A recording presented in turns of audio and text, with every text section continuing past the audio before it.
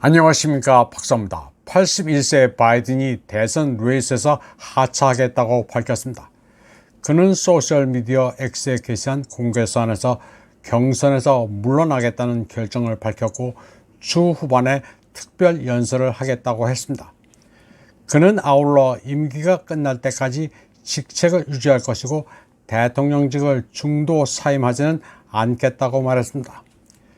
그는 대통령으로 봉사하는 것이 인생에서 가장 큰 영광이었다면서 경선에서 물러나 남은 임기 동안 대통령 임무에 최선을 다하는 것이 민주당과 나라에 가장 이로운 것으로 믿는다고 썼습니다. 그리고 카말라 해리스가 민주당 대통령 후보가 되는 것을 전적으로 지지한다고 말했습니다. 그리고 모두 뭉쳐서 트럼프를 이길 때라고 말했습니다.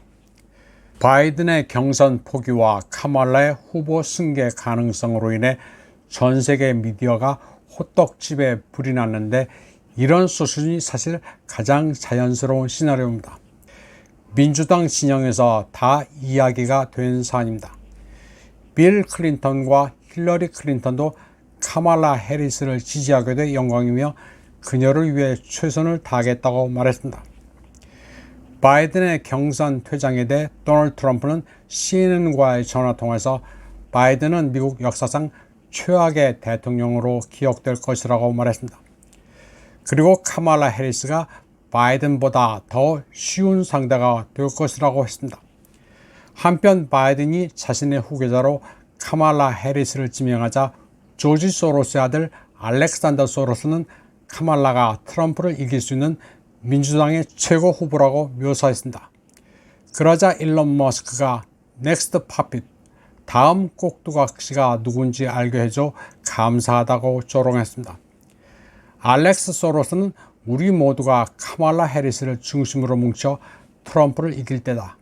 아메리칸 드림 만세라는 글을 카말라 해리스와 함께 찍은 사진과 소셜미디어 X에 올렸습니다. 그러자 소셜미디어 X의 소유자인 일론 머스크는 넥스트 팝잇이 누가 될지 모든 사람들을 불안하게 만들지 않은 알렉스 소로스에게 감사하다고 썼습니다. 월스트리트 저널에 따르면 93세 소로스는 개인적으로 해리스를 지지한다고 그의 대변인이 말했습니다. 조지 소로스는 유명한 미국 민주당 기부자로 2022년 중간선거 때 민주당에 1억 2,800만 달러를 제공했습니다. 또 지난달 트럼프, 바이든의 토론 다음날 바이든을 지지하는 주요 정치행동위원회에 500만 달러를 줬습니다. 머스크는 예전에 리버럴리스트 소로스가 법을 마비시켜 사회를 해체하려 한다고 말했습니다. 그는 작년 조 로건과 함께한 팟캐스트에서 소로스가 문명 구조를 잠식하는 일을 하고 있다고 말했습니다. 그러면서 샌프란시스코, LA의 무법 상태는 소로스가 범죄를 기소하지 않는 지방 검사를 지원한 결과라고 설명했습니다. 머스크는 또 소로스가 나이가 많고 약간 노망이 들었지만 그는 매우 똑똑하고 차익 거래에 능숙하다고 말했습니다. 또 소로스는 상원 선거나 대선 같은 국가적 선거보다는 지역 선거를 지원하는 게 비용 대비 가치가 높다는 것을 안다고 말했습니다. 이로써 바이든이 차기 미 대통령이 될 가능성은 사라졌습니다. 따라서 한국의 대미 외교도 제로 베이스에서 다시 구상하지 않으면 안 되게 생겼습니다. 처음부터 판을 다시 짜야 합니다. 앞으로 미국과 외국의 동맹관계가 어떤 유형이 될지도 잘 따져봐야 합니다. 한국과는 경우가 조금 다르지만 미국과 나토 간의 동맹 개념 변화도 주목할 만합니다.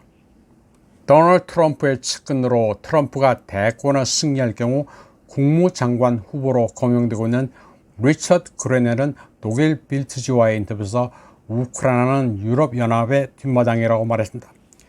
미국의 주된 관할구역이 아니라는 얘기입니다. 따라서 현재 분쟁 위기를 해결하는 것은 우크라이나와 유럽연합의 책임이라고 말했습니다.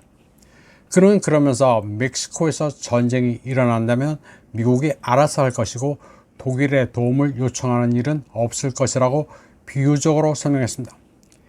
이제 우크라이나는 유럽 니들이 알아서 하라는 의사를 트럼프 진영이 거듭 반복한 셈입니다. 도널드 트럼프는 유럽의 우크라이나보다는 중국에 좀 더 치중하겠다고는 했지만 경제적으로는 좀 다릅니다. 그의 관심사는 역시 일자리입니다. 트럼프는 경제를 촉진하기 위한 한 가지 방법으로 중국 자동차 제조업체가 미국에서 자동차를 생산하는 것을 허용한다는 입장을 거듭 처명했습니다. 트럼프는 밀워키에서 열린 공화당 전당대회에서 연설하면서 지금 당장은 중국이 멕시코 국경 너머에 대규모 공장을 짓고 있으며 미국에서 판매할 자동차를 만든다고 말했습니다. 그러나 그 공장은 미국에 건설돼 미국민이 운영해야 한다면서 그렇지 않으면 자동차 한 대당 200%에 달하는 관세를 부과해 미국으로의 반입을 막을 것이라고 말했습니다.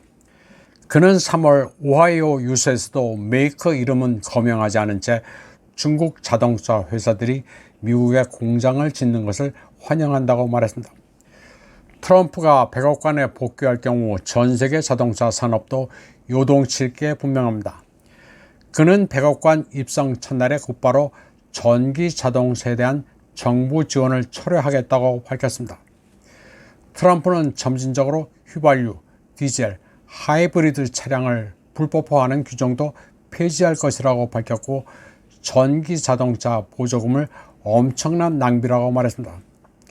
그는 또 전기 자동차 한 대당 7,500달러의 보조금을 제공하는 바이든의 인플레이션 억제법을 폐지하겠다고도 했습니다. 트럼프는 전기 자동차가 나름 용도가 있어 좋아하기는 하지만 누군가 가솔린이나 하이브리드 자동차를 원한다면 선택할 수 있어야 한다고 말했습니다. 이번 방송은 여기까지 하겠습니다. 시청해주신 여러분 감사합니다.